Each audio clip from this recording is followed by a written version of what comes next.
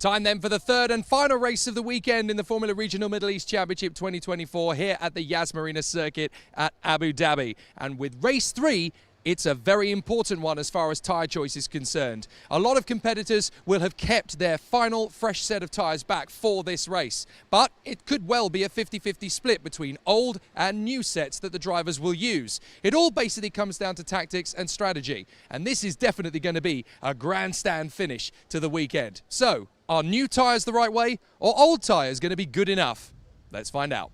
2 weekends remain in the championship as we return to Yas Marina, and with a few more driver changes and a championship showdown emerging, there's definitely a few talking points heading into round 4.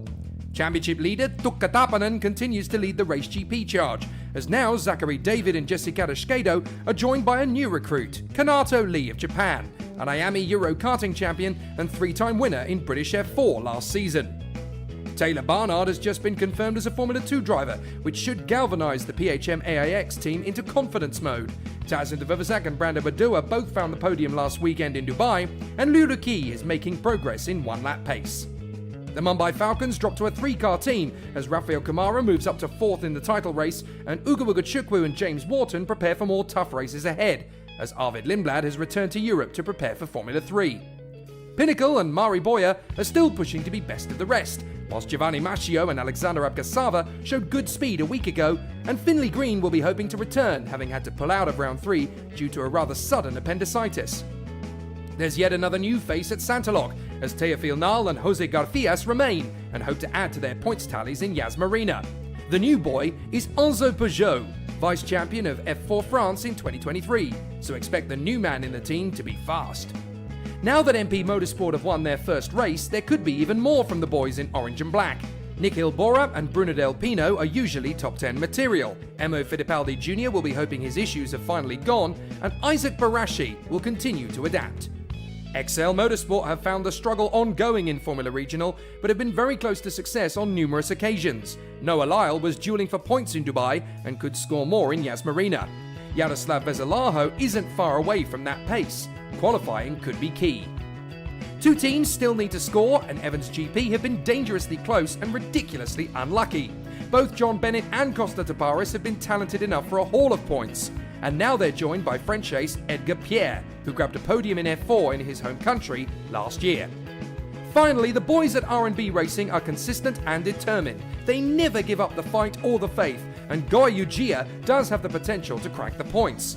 Whilst that might not be true of teammate Wang Shongwei, you can be sure the squad will still make every effort to be there. It's wonderful how teams' fortunes turn around mid-season. For Evans GP, they came into the weekend having not scored a single point. But yesterday, Costa Taparis was able to come through for not just points, but a podium. That must have been amazing. Yeah, it was great.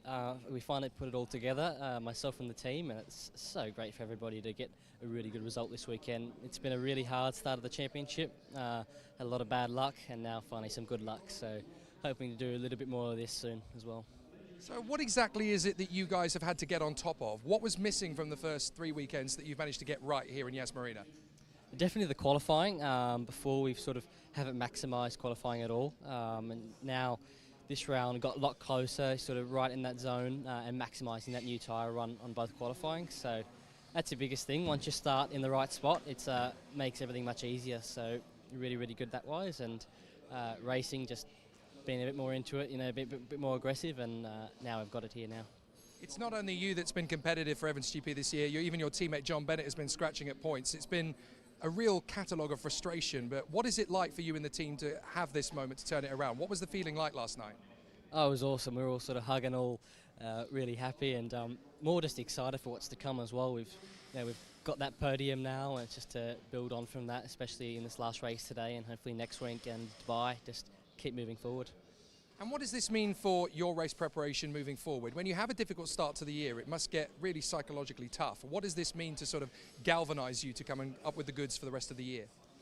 Yeah, as you were saying, after those first 3 rounds, it was mentally pretty tough. Sort of didn't really have it in qualifying and obviously the races as well. But now we've got this. I'm so excited for the rest of the season. Yeah, just buzzing. So this should give us a bit more momentum for the European season. I'm really looking forward to it. And you've got a real partisan following out in Australia as well. They've obviously been shooting the breeze for you to try and get these results together. What have you got to say to them for all of the amazing support that they've given you to keep this going? Yeah, I can't thank everyone at home enough.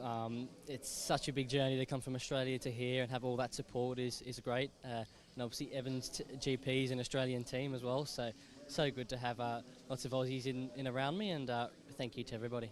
I guess it's nice to get some silverware in the pocket, but with only 4 races to go, how confident are you that it's not just going to be the only one? Do you think it's going to happen again? I certainly hope so. This afternoon we're starting P6, so hopefully we get a good start and come forward and get some more silverware, and next weekend just really start on the front foot and get a few more podiums. That'd be great. I'm sure everybody's rooting for you to make it happen. Well done to you and the team, and hopefully there's more where that came from. Good luck, Costa. Thank you very much.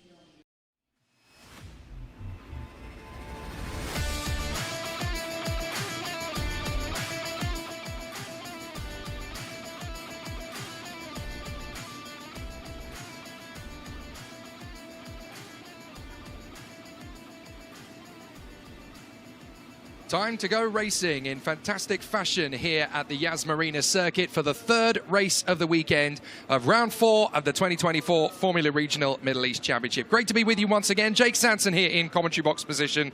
And this is set to be a very exciting final race of the weekend before we head to Dubai. We've had 8 brilliant races on the Yas Marina Grand Prix circuit. Now we get to have one final race of the season here before the season finale next week down the road in Dubai. And what a brilliant facility, yet again, the nation's capital has been to us. We have been fantastic beneficiaries of this amazing place. The marshals team and the officials and the organisers have once again done their utmost to give us an amazing place to go racing, and they never disappoint. They've been absolutely magnificent for us once again.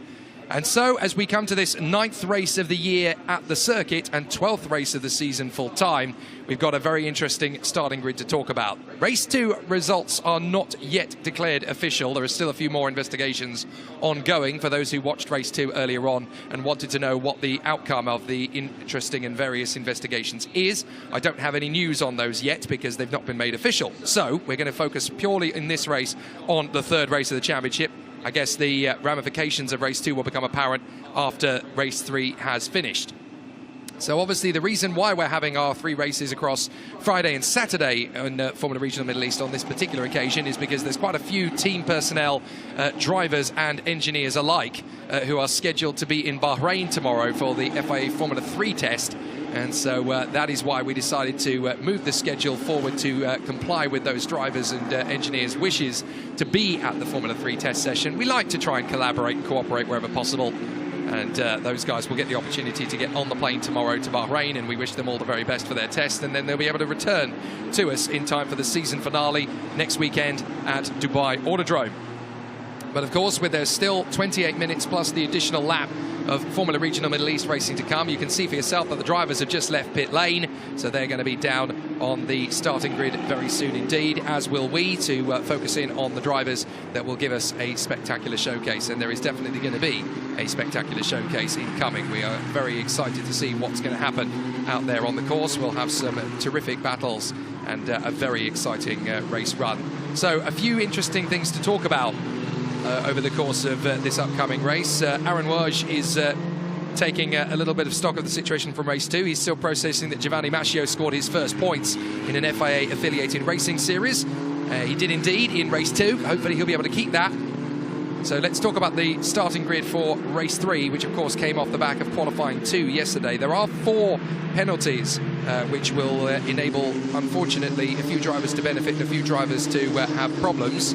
So car 44 has a drop of 3 grid positions in race 3. That is Teofil Niles, so he will drop from 12th on the grid to 15th. Also the number 14 car will be starting race 3 from the back of the grid. That is Jose Garfias, who of course did not participate in Q2 based on the fact that he had an issue in Q1 yesterday, which eventually brought out the red flags. Car 69, that is the car being driven by Finley Green. He drops 5 positions from the starting grid, which is very unfortunate for him. Should have been at 23rd place on the grid, so Finley Green now having to take his position in 28th. And we really hope he goes the race distance on this occasion, having had to retire early from both of the first 2 races. He wasn't present at the Dubai Autodrome on track. He was there, but rather dramatically on Friday. He ended up having to be whisked to hospital for emergency appendicitis surgery. So he's very fortunate to still be racing. He's a bit of a fierce warrior. Don't tell me there's damage before they've even gone to the grid. What has happened to Isaac Barashi? We haven't even gone to the grid yet. And Isaac Barashi's got a problem with the rear wheel. The drivers haven't even gone to the starting grid yet. And Isaac Barashi has got what looks to be a loose wheel. Has somebody not done up the wheel, or has he hit something? We have no idea. But Isaac Barashi, the British driver for MP Motorsport, in only his 6th start for Formula Regional Middle East this year, that looks to me as though the wheel is not on properly. Well, I don't really know what to say about that, other than the obvious that this is going to be disastrous for Isaac Barashi. He's going to be very lucky to even make it to the starting grid. I've never seen that before, incidentally, in single-seater motor racing. It's very rare to have an issue like that before they've even gone to the grid. Well, that looks to me as though Isaac Barashi is not going to be able to take the race, because just getting it back is going to be a bit of a... Just getting it back to the pits is going to be a bit of a mission. And I'm echoing the sentiments of all sorts of people on the streams. How on earth has that happened? Stephen Gunter thinks he knows the answer. He thinks there's no centre nut on the wheel. So, for some reason, somebody has dropped the ball. Well, a very disastrous start to the race then for the MP Motorsport team, as poor Isaac Barashi has to trundle around to the grid in the hope that he's going to have a car that he can race with, although that is very doubtful at the moment. So, well, to get back on point then, essentially, we've got a few penalties, as I mentioned, drivers having to start from lower positions than they were supposed to be. Teofil Nall and Finlay Green we've already talked about, as well as the number 14 car of Jose Garfias. But yeah, Finlay Green was rushed to hospital on Friday of the Dubai Autodrome round 3, with emergency appendicitis surgery, so he's very lucky to even be in the car. He's in quite some discomfort. I'm hoping he can get to the end of race 3, but if he doesn't, then I'm just hoping he keeps watch of himself. He's clearly a bit of a warrior trying to go the distance. There is another grid penalty, which sadly comes the way of Bruno Del Pino, who was supposed to start this race from 11th and is now going to start 14th, and that is for his antics behind the safety car, I believe, in race 2. He was given a 3-place grid penalty for this start, and that was basically, there's poor Isaac Barashi still trying to trundle around to the pits in the hope, or at least trundle around to the grid in the hope that he can at least get the wheel nut put on. But how much damage will there be to the car before he gets there? But no, to reiterate to Bruno Del Pino, who sadly ended up dropping out of the race from the lead, there is Isaac Barashi. I mean, that is absolutely disastrous. And as you can see, yeah, there's no wheel nut on the car. You can see it when you look at both wheels. There's definitely a wheel nut on the front, but there isn't on the rear. Well, somebody at MP Motorsport is going to have a rather long face. And you've got a feel for the mechanics. They do an absolutely incredible job down there. There's a wafted team of engineers. They've been very overworked. It's not easy when you've got so many engineers all having to rush around after several cars, especially when they are already overworked. They've been pulling long hours. There is the proof. You cannot see the wheel nut on that car because there isn't one. But this is a tough championship for people to work at. Let's not be quick to judge, because obviously these engineers have been working very long hours, usually at least 7 till 7 most days, sometimes even longer than that. And you've got to remember that these guys are very overworked. They've had to cram 5 weekends of racing into 6 weeks. And the MP Motorsport team in particular have had all sorts of difficulties coming here because a lot of their equipment was stuck on a freight in the Red Sea before the season began. So they've had their backs to the wall. So before you rush to judge, you've got to remember that these guys are doing an incredible job. They're working an incredible amount of long hours. But you've still got to say, you've got to feel for the MP Motorsport team. Very, very difficult. So master driving from Isaac Barashi, as Sjallefred Herm points out on the stream, to keep the wheel attached to the car, because that would have been an absolute disaster, him coming home 3 wheels on the wagon. Yet how has he driven that car the entire length of the Yas Marina circuit with the wheels still on the car? I cannot believe how he's been able to keep that on if the wheel nut is not there. And he's not going to overdrive the car by using the chicane. He's just going to try and trundle the car back into position delicately, in the hope that he can bring that car to the grid. And if Isaac Barashi starts this race, never mind finishes this race, that would be an absolutely extraordinary drive, as Isaac Barashi applies for the role of Gilles Villeneuve of Formula Regional. Absolutely astonishing how he's been able to get back to the pits with that. Anyway, Bruno Del Pino picking up a 3-place grid penalty for this one due to not reacting in time off safety car in the first race this morning. And as a result of that, he caught out half the field. So the MP Motorsport team bring Isaac Barashi to his grid position, and there the wheel practically falls off the car as it was not done up properly, or the wheel nut is not there, or it's fallen off the car. They're having to double check it. At the moment, it's not about who did what. It's about making sure that the car is raceable and that Isaac is okay, the car is okay, and that the team is able to come into this race. It happens. Do not judge. These guys have been incredibly overworked these last few weeks, and they are a very professional team at MP Motorsport. It's a very rare occurrence. It's not common. These things do happen. But they're going to get that car ready and together, and hopefully Isaac Barashi should have a car that works going into the race. There you go. Problem solved. Move on. Ancient history. So let's talk you through the starting grid for this race then. Tuukka Tarpanen and James Wharton. They're going to be starting this race from the front row of the grid after their impressive performances in timed qualifying.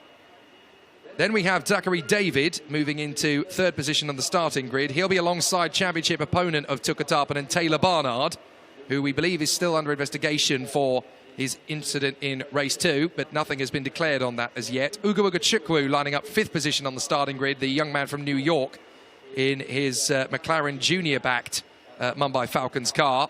And then we have Costa Taparis, the Evans GP driver who you heard from in our pre-show. Managed to catch up with him a little earlier in the day, did a fantastic job to get himself into his first points and his first podium. Marty Boyer starting in 7th position, doing a great job as he continues his plight. Has lost a lot of points in the first 2 races due to mechanical problems, so hopefully it's going to come good for him in the third race of the weekend. Rafael Kamara, who took the win in race 2, he starts from the 4th row of the grid in P8. And then rounding out the top 10, we have Tazanapol Intrafubazak and Nikhil Bora, the Thai and the Indian, who will round out the top 10. Then we have Liu Ki in a very strong 11th position on the starting grid for the PHM AIX team. Looks like he could have a very strong run. 12th on the grid is Brando Badua. I noticed that 13th position on the grid is empty. That should be occupied by Enzo Peugeot, the Frenchman.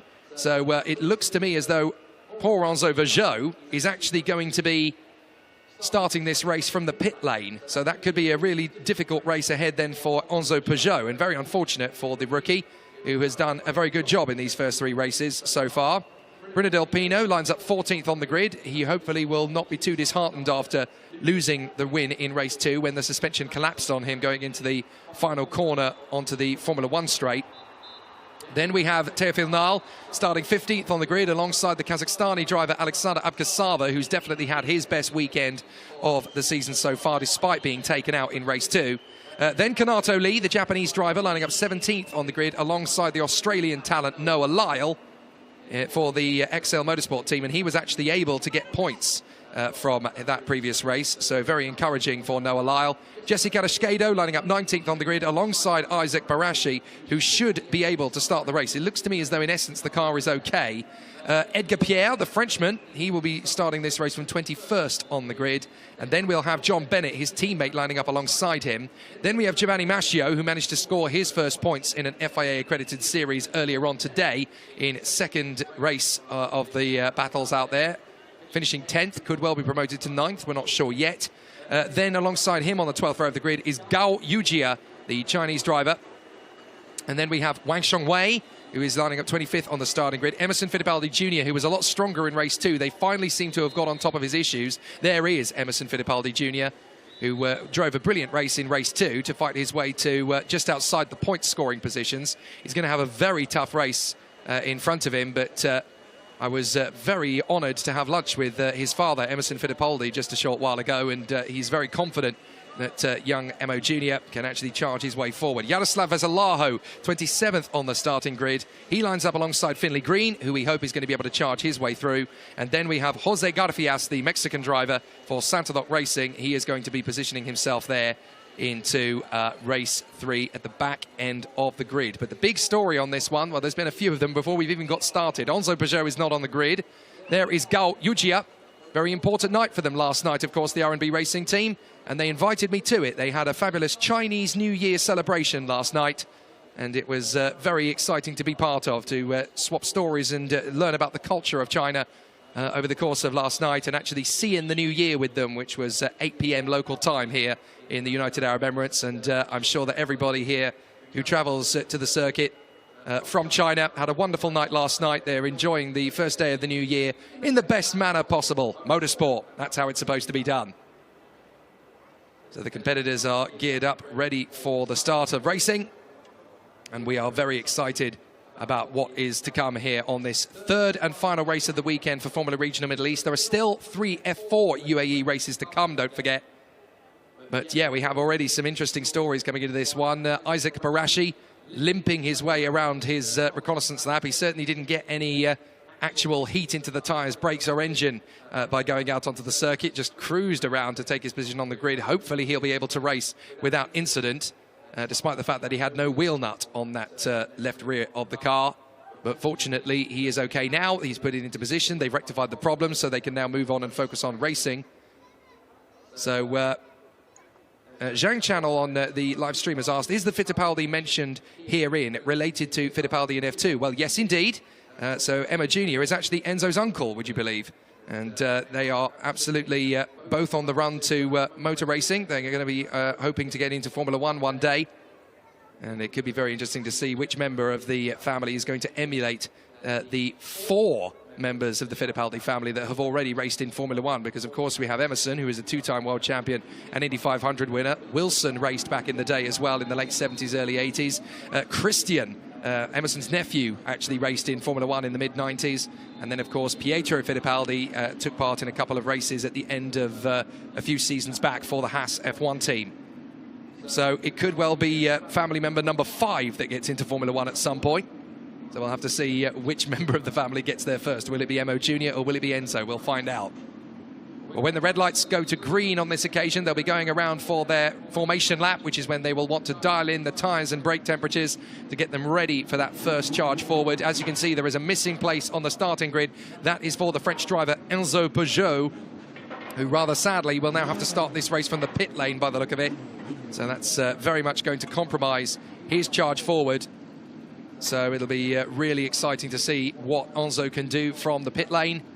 The man who he was going to be starting directly in front of is his teammate Teofil Nal, who's obviously been here for quite some time. Off they go then, around the course. So now we're going to get ourselves ready to go once more in Formula Regional Middle East. This is the last race of the year on Yas Marina circuit. There is Enzo Peugeot in pit lane, by the way.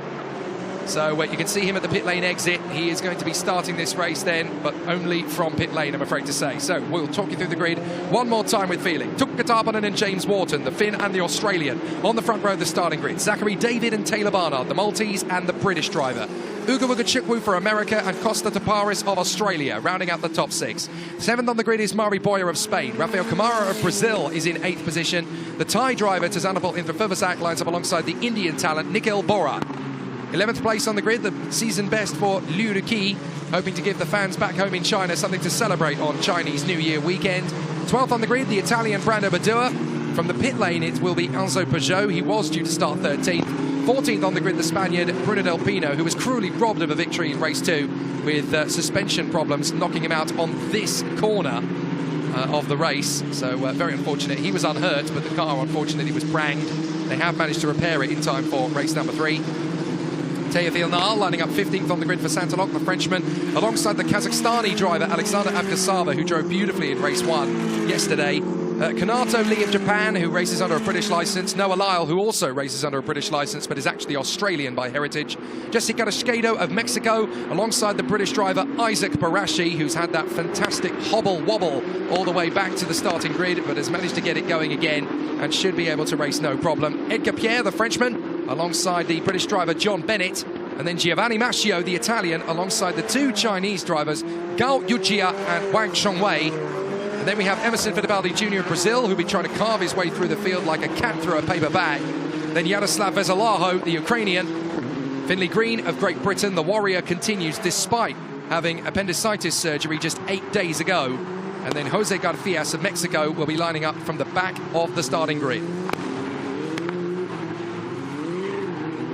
Well, Abe16 asks, is the title battle still alive? Yes, it is. It's still mathematically possible for Taylor Barnard to close up on Tuukka Tarponen. Tuukka did take a 5th position finish in race 1. That, of course, is going to be good enough for him to score 10 championship points. Taylor Barnard, if things remain as they are, will be 8th, and that will give him 4 points. So the 6 points that Tuukka Tarponen gains basically gives him a lead of 31 points with 4 races remaining. There are 100 points available still to score, so you can do the math. It's still perfectly possible for Taylor Barnard to win this title, but he's going to need a little bit of luck, a little bit of fortune, and a heck of a lot of badinage out there if he's going to get the job done. But if anybody can, Taylor Barnard can. Still plenty of racing to come, and obviously there's also a battle going on in the championship race for 3rd in the Drivers' Championship. That's obviously got a lot of people very interested to see how things are going to play out. Rafael Camara has now moved himself firmly into 3rd position in the Drivers' Championship, having scored a victory in race 2 earlier. He now overtakes Martinius Stenzorn, and then you've got the likes of Mari Boyer, Ugo Ugachukwu and James Wharton, all separated by just 7 points. So, 1 race to go here at Yas Marina. The car's on the starting grid. We are ready to go racing for the 3rd time of asking. The green flag flies at the back of the grid, and let's go to battle. The 3rd race of round 4. Tarponen is on pole. Wharton is in 2nd. David and Barnard behind. Let's race at Yas Marina. A great start from Tarponen. He's going to chop right across on James Wharton and make it impossible for him to get through to the first corner as the rest of the field swarms their way through. The grid has made a perfect start. Everybody's gone through without issue or incident. And as they work their way through to the hairpin, it looks like Tarponen has held the advantage in front of Wharton. David, and then another Mumbai Falcons car is there in 4th position. That looks to me like Ugo Ugachukwu has worked his way forward past Taylor Barnard. Mari Boyer's there in 6th position, trying to get the move on Taylor Barnard. Can't get through into the W Hotel section, and running wide, that is one of the MP cars. I have a feeling that is going to be Bruno Del Pino who drifts wide, as there is Brandon Badua going wheel to wheel with Rafael Camara. So Tarponen leads the way. A perfect situation for him with his main championship rival Taylor Barnard down in P5. As up the inside, Nigel Bora tries to get the move on Rafael Camara. Can't make it work as Brandon Badua drifts out wide. In fact, I think that might even be Tazin the Vuvuzak going sideways there. The rest of the field has gone through perfectly though. No major issues. Up on the inside, that is Bruno Del Pino trying to take on his teammate Nigel Bora. They almost bang wheels. And it's Bora that holds the position for now as they work their way through the S's, down to the hairpin once again. Teofil Nile now trying to step up the attack himself for Santalon. So Tarponen leads. This is exactly what he wanted off the start. And Boyer's going to try and attack Taylor Barnard. Barnard's clearly got an issue there into the hairpin as Boyer's been able to get through. So Taylor Barnard, and the other PHM-AX car is having a problem there. That looked like into Vuvuzak going out wide. So Barnard's looking to attack Mari Boyer. I wonder if the problems they've got with the car have come back. He's really struggling as we go 3, nearly 4 wide on the run to the hairpin. Boyer trying to shake off Barnard. Taparis is having similar problems trying to shake off one of the PHM-AX cars. As up the inside, the Vuvuzak dives through. He runs a bit deep, and so too does one of the MP cars. I think that was Bruno Del Pino that went out wide. Or was it Nigel Bora? Tough to tell as they come through. It was Bora who ran wide. So now Taparis is going wheel to wheel with Brandon Badua, and here comes Rafael Camara to the inside trying to get through. Taparis has the confidence, but does he have the traction round the outside? No, he doesn't. So Badua's got the place, and now Camara's going to be wheel to wheel with him. They almost bang wheels as Bora drifts wide, just in there behind Taz in the Vuvuzak. So he has to let in the Vuvuzak go. Up to the W Hotel. Del Pino trying to come back at Bora, and here comes the Frenchman Teofil Nile, and wide goes Liu Duqi. So Liu Duqi goes out a little bit wide, the Chinese driver, dueling as he was there with Noah Lyle. Alex Abgasava getting into the mix there, and I think that might be Isaac Barashi, still working himself into a good position considering he only had effectively 3 wheels on his wagon on the lap to the grid. So clearly not a lot of damage to the MP car suffered as Tarponen leads. Wharton. And there's contact at turn 7 under investigation, we are told, but there's certainly no need for a safety car as yet. But I'm not entirely sure who it was with. There goes Edgar Pierre, side by side with Emo Jr. So Emo Fittipaldi Jr. comes and finishes the move around the outside to hold the place in front of the MXGP car, and he's done it. Good work from Emo Jr. So down to the hairpin once again. Looking for a couple of big, bold moves from one of the drivers or two. Well, there's a lot of defending going on as Goya Yugia manages to hold on there in front of Jose Garfias, the Mexican. But still, all square and all's fair in racing. That in the background, you can just about make out Enzo Peugeot, so he is still circulating. He just finds himself down at the back of the field. Junior is now going to have a bit of a job here to keep his rival behind him. That is actually Isaac Barashi going wheel to wheel with one of the Race GP cars as round the far side comes Kanato Lee, and Lee gets the job done there. Very nice racecraft from the Japanese driver as Brando Badua has got past Costa Taparis. I wonder if Taparis had an issue coming out of that corner as he seems to be slowing. Is Taparis in trouble? Well, we'll have to keep a look at it, but the Evans GP car certainly doesn't have the same straight line speed it once did. As Isaac Barashi is still going wheel to wheel there with Kanato Lee and Jesse Garashkedo. And Yaroslav Vezalaho does not appear to have come through in the XL Motorsport car. So I wonder if he's had an issue there with Wang Shongwei. So Yaroslav Vezalaho and Wang Shongwei seem to have had an issue out there. Vezalaho has now completed the lap.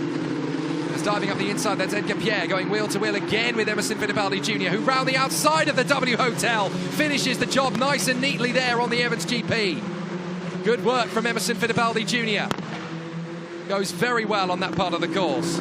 As Isaac Barashi still dueling with Kanato Lee. Down the home straight of the Formula One circuit now.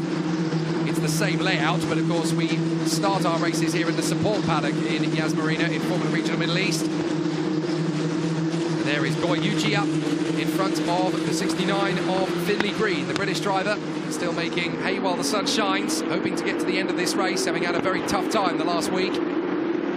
There's a big dive from Bruno Del Pino on the inside of his teammate Nigel Bora. Can he get through for the position? Well, they've got to leave each other a bit of space, which they do. And Nigel Bora does hang on to it for the moment, but he's got to be careful not to pull too far across from Bruno Del Pino. He's got to leave his teammate some space, and Del Pino has been able to go slow in, fast out. He is nosing in front of his teammate, and watch out for the man behind them. Teofil Nile fancies his chances. Bora's going to try and commit to the move on his teammate Bruno Del Pino to get the place back. Del Pino goes long and overshoots. Now Bora's got to be careful about Teofil Nile getting past him on the far side. Not a lot of racetrack to play with. Del Pino's now got to respond, but he can't give the place back to Nigel Bora because Teofil Nile is alongside him and going through. So that could really come back to bite Bruno Del Pino.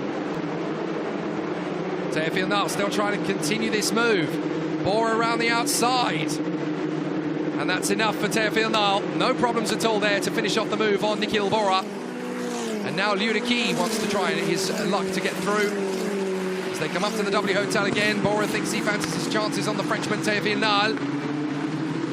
Just can't quite get this move wrapped up again. Trevor Noah in the background, once again, looking a little bit suspicious of it all.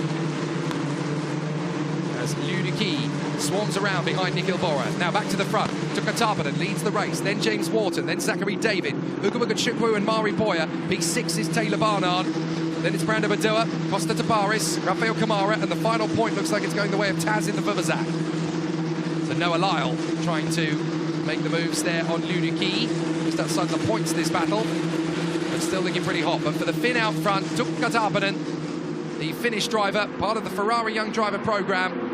Loving life in the lead of this race. It's looking pretty serene for the Finn at the moment, and this is definitely going to take him one step closer to winning the championship. The gap is down to 31, back up to 31 points. It's up the inside. Comes the 19 of Kanato Lee. Oh, very tight indeed there. As Kanato Lee just about leaves enough space there for Alexander Abkasava. Mari Boyer is trying to shake off the attentions of Ugabuga Chukwu in front of him here and just go for the move. Ugabuga Chukwu being very defensive. So can Mari Boyer make his attack? Can he make a bid to get past the American? Here he goes. He's come very slow and fast out of the turn, so slow in, fast out, and he's been on the slipstream. But can he get the confidence around the far side? Yes, he can. Mari Boyer, perfect execution of the move there on the American. So Mari Boyer moves his way up into 4th position. Now in the fight for 3rd in the championship, that is quite important because Rafael Kamara finds himself down in 9th and Mari Boyer is back up to P4.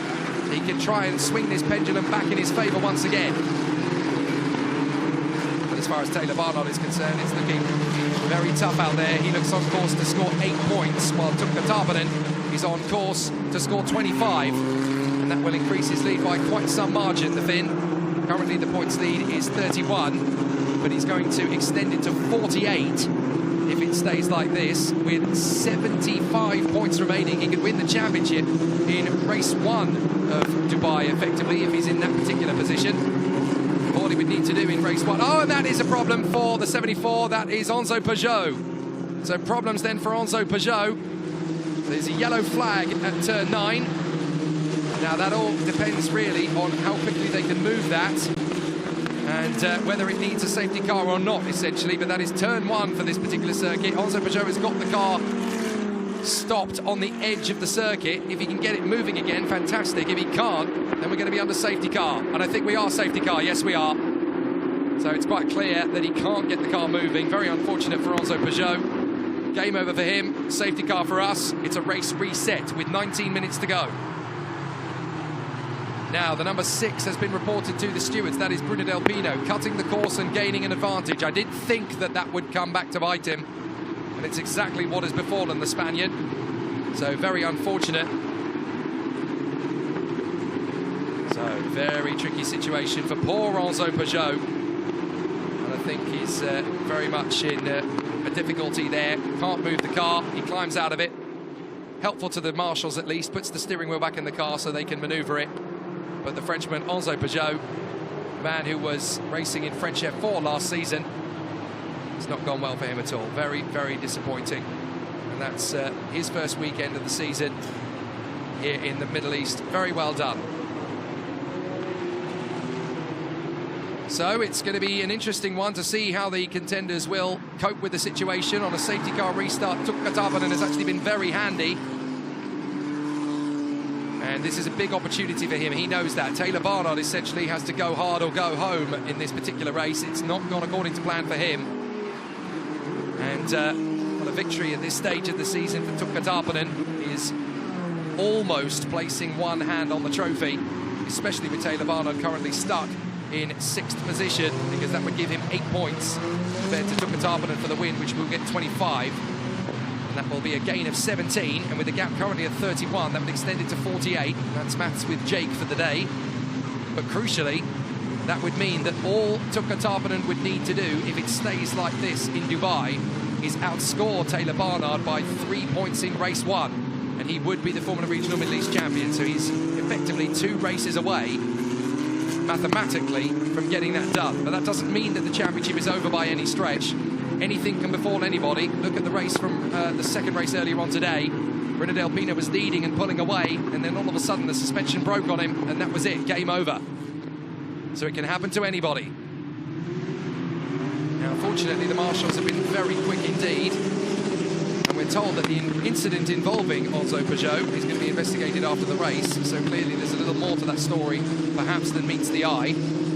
Drivers have got to be alert here, because when the lights go out on the safety car, we will be able to go racing again. That could be at the end of this lap, it could be at the end of the next one. But the drivers have to stay alert, and unfortunately Bruno Del Pino picked up a grid penalty for this 3rd race by not being alert enough behind safety car in race 2 when he was leading. Got caught out by the fact that the safety car was coming in and did not back the field up enough, or certainly adequately. And as a result, we almost had the mother of all shunts behind safety car, as he finally realised there are the lights out on the safety car, so it's only a 1-lap safety car period.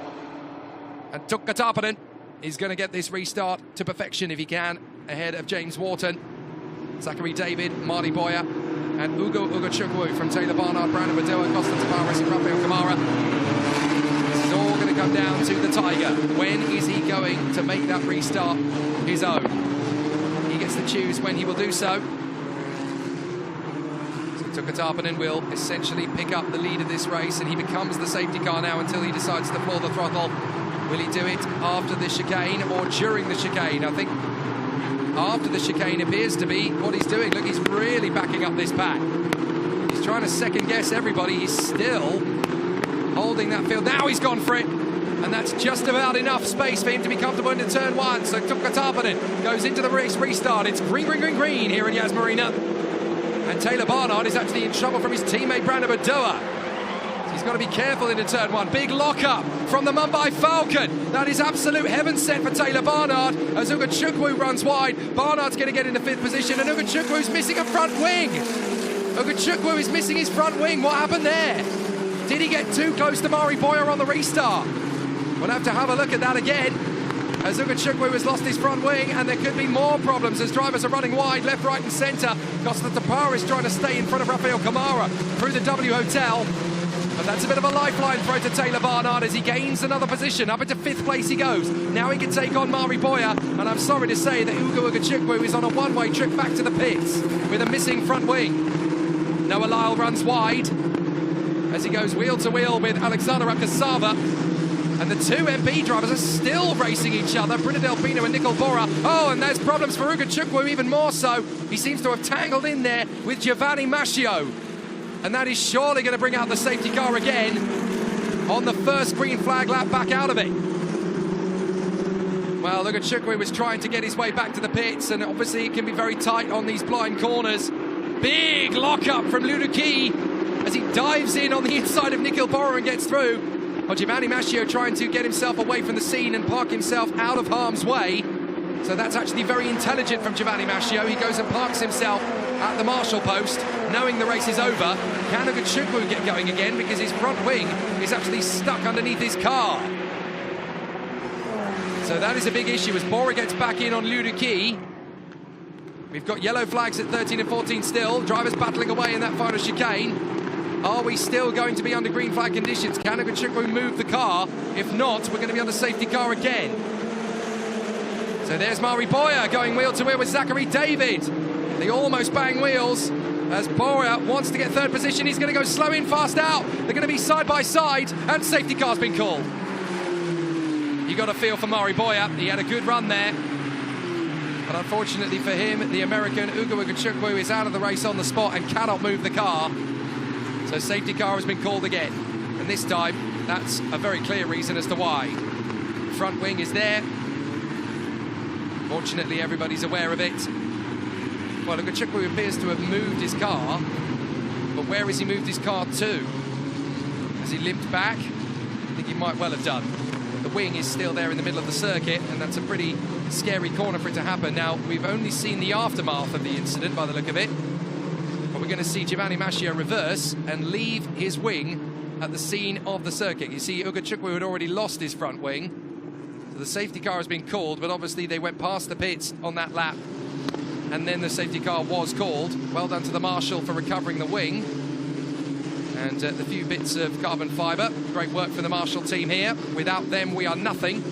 So we are very grateful and very indebted indeed to the marshals in the Orange Army around the course. These men and women who give of their time voluntarily to make sure that we can go motor racing. Nothing happens without them, by the way. Doesn't matter how many cars, how many engineers, how many mechanics, how many officials you bring to the race.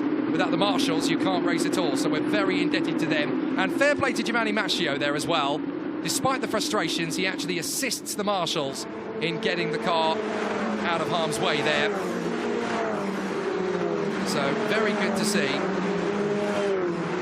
And very mature indeed from Giovanni Mascio to assist the marshals in getting his car out of harm's way there. Not many drivers would have that kind of foresight. They'd be too busy licking their wounds and tending to their bruised egos. But Giovanni Mascio able to help the safety team, the extraction team. So we are going to spend a second lap under safety car just based on the fact that the safety car wasn't quite able to catch them at the right time. So Tarpanen will back off. And the rather beautiful Camaro safety car. There's not many race circuits in the world that can say they've got a safety car as lush as that. The Camaro safety car now holds the front end of the field in this gorgeous backdrop of Yas Island. Ferrari World in the background. I honestly can recommend it as a theme park. Everybody who's told me about it says you've got to go. I'm hoping to on Monday, when I've got a very rare day off. I wonder if anybody wants to join me. You're more than welcome to. But the battles are still to come in this race as we are getting ourselves ready for the restart. And it's all going to be about, again, Tarpanen gauging this restart effectively. Now, the championship situation has changed slightly because Taylor Barnard moving up to 5th position gains him another 2 points. He's on course for 10 compared to Tarpanen, who's on course for 25. So, as far as the championship is concerned, the gap is set to go up from 31 points, as it was at the end of race 2 unofficially, to 40 46 points, just having to do the math there very quickly, 46 points heading to the Dubai Autodrome. So again, if it finishes like this, all Tucker Tarpanen would need to do is outscore Taylor Barnard by 4 points, and he would become champion in Formula Regional Middle East in 2024. So he can't win the championship today. Even if Taylor Barnard doesn't score points in this race, he can't win the championship today. He'll have to wait till the final round next week in Dubai, but he's definitely getting closer to it by finishing 4 positions up the road from Taylor Barnard, and outscoring him by 15. It puts the championship almost, I do stress, almost out of reach. But I've seen that before, when drivers have got an insurmountable lead and then suddenly it all turns around in the final weekend. All it means is one bad qualifying performance, one difficulty, one mechanical failure, one accident. The championship can turn around. You've got to take advantage of every opportunity. And the safety car lights are out. Safety car lights are out, so we are going to go racing this time by. So Tucker Tarpanen once again backs up James Wharton and Zachary David. You need to watch for Mari Boyer on this restart. He's getting very hungry for third place.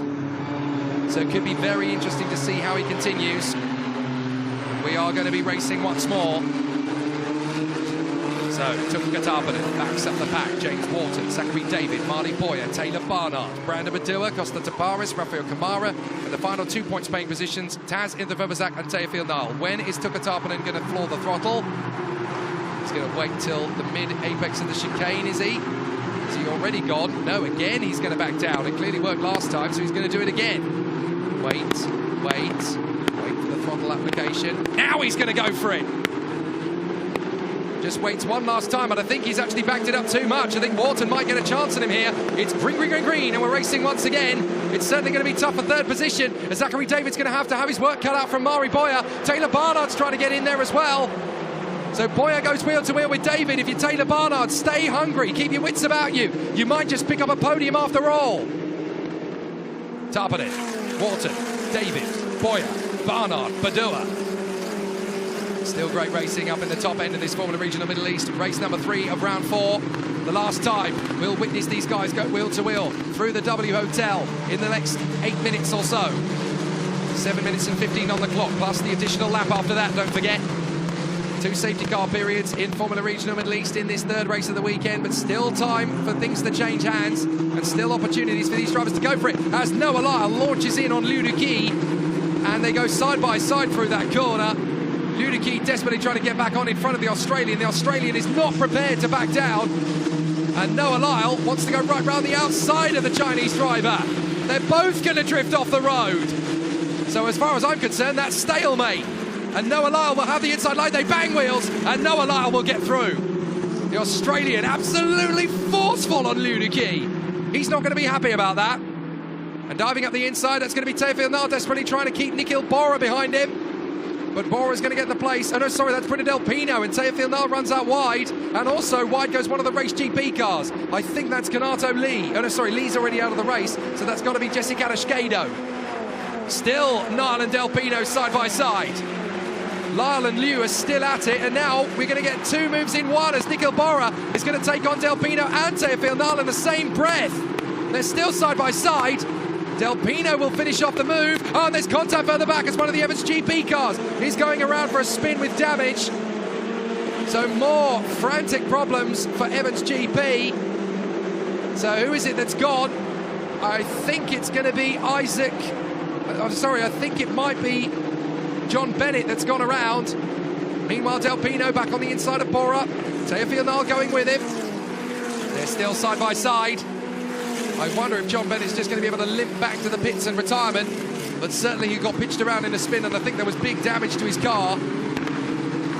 So we have several retirements from this race. Wang Shengwei, Enzo Peugeot, Kanato Lee, Giovanni Mascio, and Ugo Chukwu. And I think John Bennett is going to be the next of them. But can he move his car? That's the key factor. Because he's obviously pitched the car around into a spin, or somebody else has assisted him. Yeah, he's hobbled back to the pits. It's game over. Let's see what happened. He turns in. He's got an MP to the middle. Whoops. Contact. That is very unfortunate. I think that's Isaac Barashi that's ended up tagging in with John Bennett there. So very unfortunate indeed for him. But it looks to me as though the race will continue under green flag conditions because he has been able to recover to the pits. So Tucker Tarpanen will continue his run in the lead of this race. Then James Wharton of Australia, Zachary David of Malta, Murray Boyer locks up, Taylor Barnard trying to come at him. So Taylor Barnard could really do with getting a decent points finish from race number 3 to try and shake off any of the difficulties that could come post-investigation race 2. And of course, if Tuukka Tarpanen scores 15 more points than him in this race, which is why it's set to be at the moment, then that lead will go up to 46 points. And that will make winning this title very difficult as Costa Tabares gets incredibly close to the back wing of Tazin the Vivazat under braking. Onto the start-finish straight here. So across the line they come once again. So far so good. A lot of track limits warnings going out to drivers.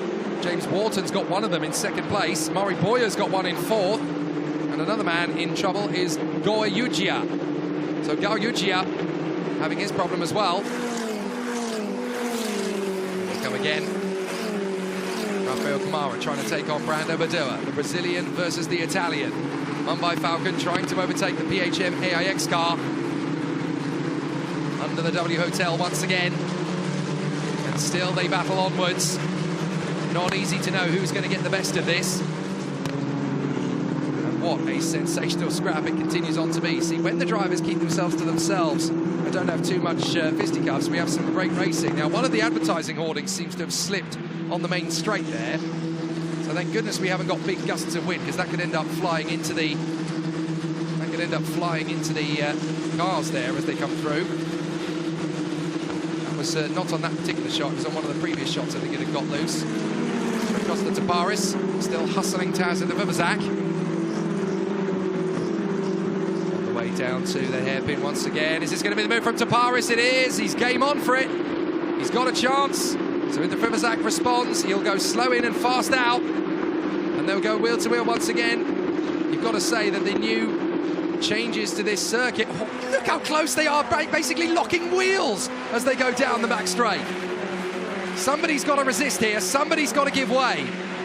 If neither driver does, it's going to end messy.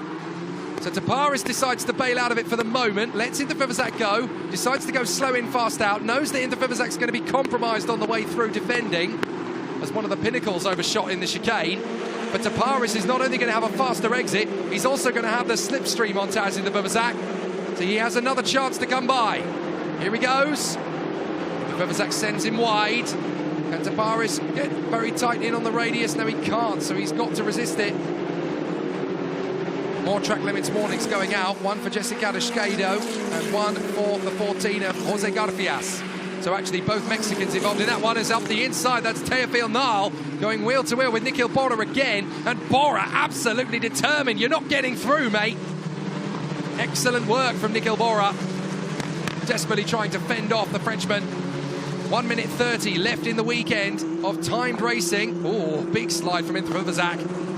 He manages to catch the back end of the car before it overtakes the front. But you really get the sense that he's under big pressure here from Costa Tabares. So Tabares is going to put him under more pressure. Then Del Pino, then Bora, then Niall, then Lyle. Here comes the chance maybe from Emerson Fittipaldi Jr. He's hustling Jose Garfias.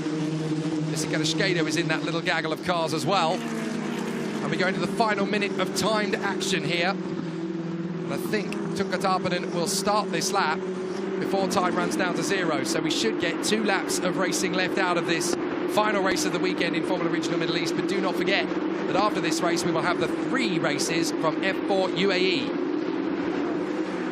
The reason we've done it this way with Friday and Saturday running for Formula Regional Middle East is so that a few of the drivers and personnel can jet off to Bahrain for the FIA Formula 3 testing session. Opportunity for Tabares on Vivazak, and he knows it. Just take your time. Read the situation. Up in front, you've got Brando Badua still dueling away with Rafael Camara. And Camara's actually got through now on the Italian. So Brando Badua drops to 7th. Camara back up to P6. This will help Camara in his bid to be 3rd in the Drivers' Championship. He's worked his way forward beautifully, picking off 1 car at a time. And the Brazilian definitely making good work of the opportunities he's been given in this one. Not going to be a race-winning effort, but certainly some good points on the board. Time runs down to 0. So Tuukka Tarpanen leads the race on what is now the penultimate lap. Costa Tapares still swarming around behind Taz in the Bubazak with Bruno Del Pino, the Spanish driver, in the MP Motorsport car in very hot pursuit. There's Teofil Nal, the blue and white Santa Log, number 44, and there is the purple, pink and white machine of Noah Lyle, the XL Motorsport car, their first campaign in Formula Regional, don't forget.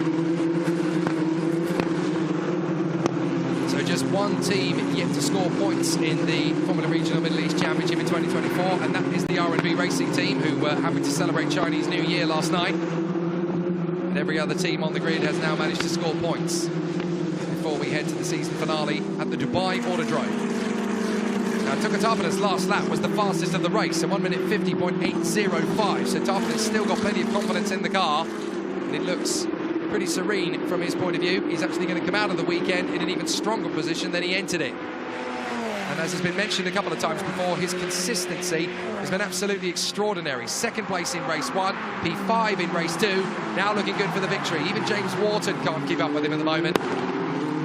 Tuka Tarpanen just one lap away from a massive championship lead heading to the final 3 races of the year.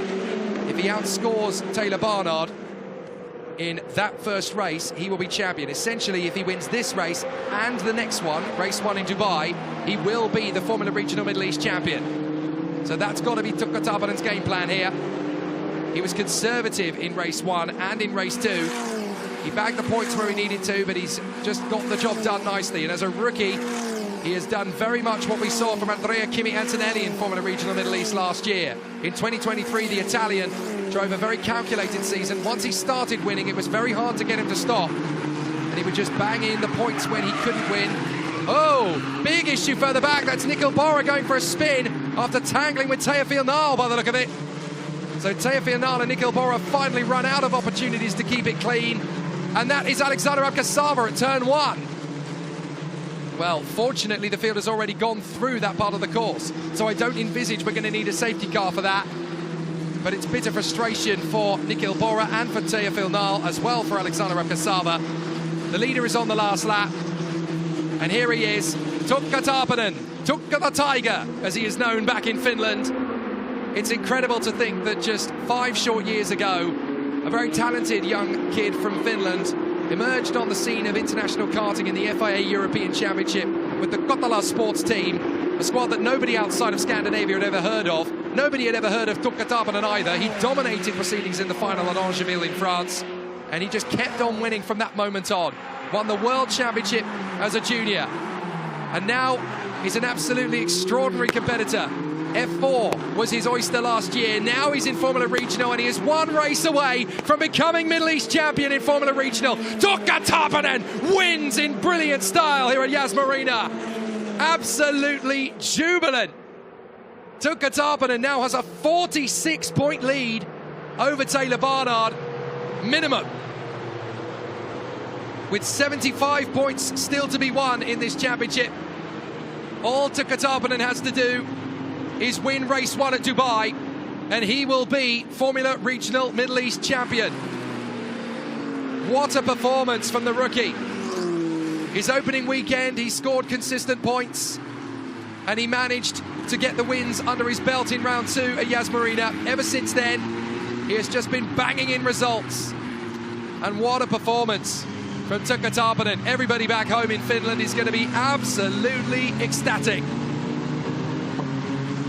In fact, some people have already stated that Tarpanen's performance in this year's Formula Regional Middle East Championship is already greatly exceeding Kimi Antonelli's in last year's. I mean, that's debatable. Maybe there's some bias to that in one way, shape or form, but there's no denying that the surprise package of the season, Tuka Tarpanen, was expected to be good in Formula Regional Middle East. He was expected to be fast. Not this fast.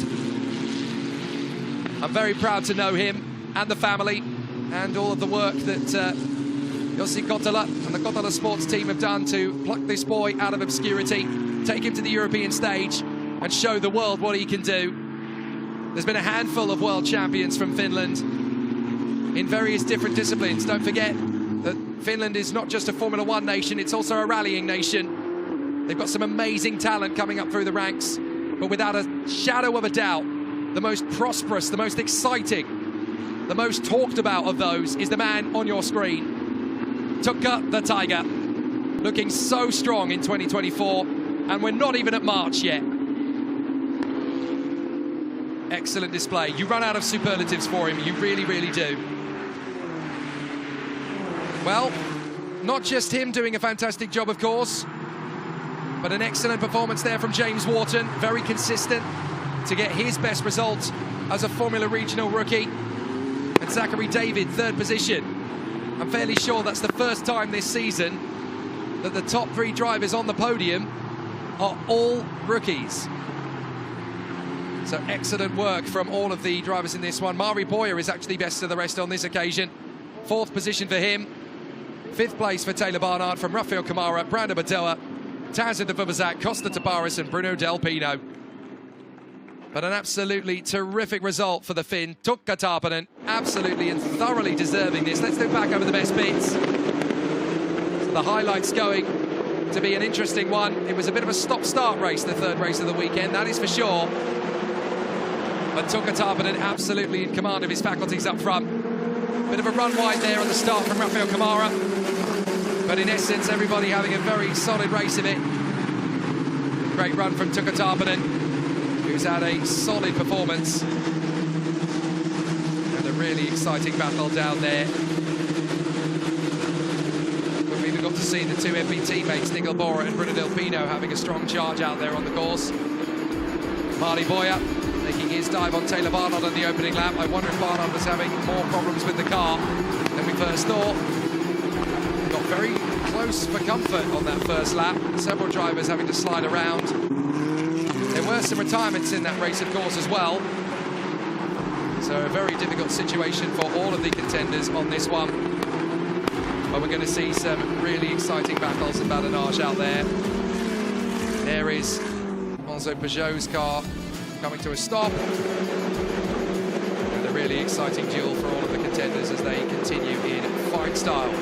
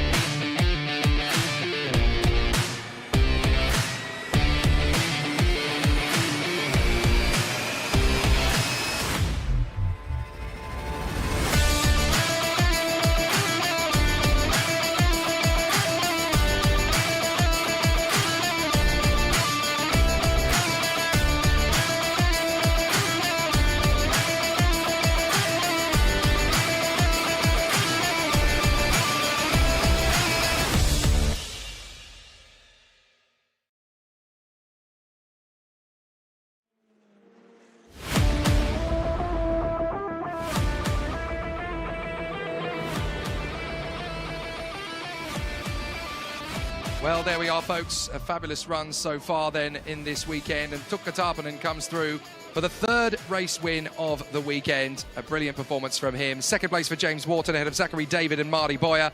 Taylor Barnard, fifth position. Slim hopes now in the championship, but at least he is comfortable enough to secure second by the look of it. Rafael Kamara in sixth place ahead of Brando Badoa, Tazza de Vubazak, Costa Taparis and Bruno Del Pino.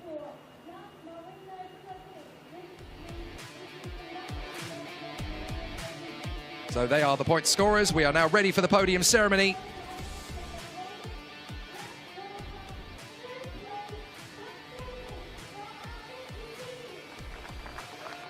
So Zachary David, third position here at Yas Marina. Another bit of silverware for the young man from Malta and for Race GP.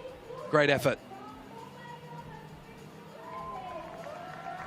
A great run from James Wharton.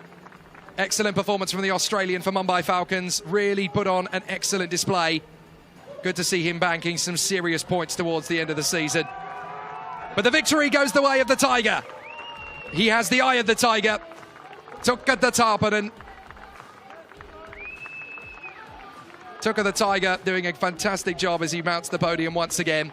Excellent work from the Finn. Thoroughly deserving of his epic accolades so far in this Formula Regional Middle East Championship season. And wonderful to see 3 rookies on the podium as well. I believe that is Mark Schumin of GT Tyres that is there presenting the podiums to our competitors. And there you go, ladies and gentlemen, once again, Tukka Tarpanen victorious. And a very important win that is too. The Rookie Cup win and the overall win with just 3 races to go. And by my mathematics, if it stays like this, the points table is just 46 points, the gap between Tukka Tarpanen and Taylor Barnard, with 75 available. If Tukka wins race 1 in Dubai, he is the Formula Regional Middle East champion. So a fabulous way to end the season. And it's party time here in Yas Marina as the boys will get busy with the fizzy here at Yas Marina. Fabulous performance from our 3 drivers. There's still more Formula Regional Middle East action to come a week from now in Dubai, when this man, Tukka the Tiger, could end up becoming our new champion in only his first campaign in Formula Regional, and that bodes well for his 2024 season's aspirations. There are 3 F4 UAE Championship races to come. The first of those will be later this afternoon. We hope you've enjoyed Formula Regional Middle East this weekend. I'm Jake Sanson. We'll be back for more in Dubai, but there's F4 UAE on the way.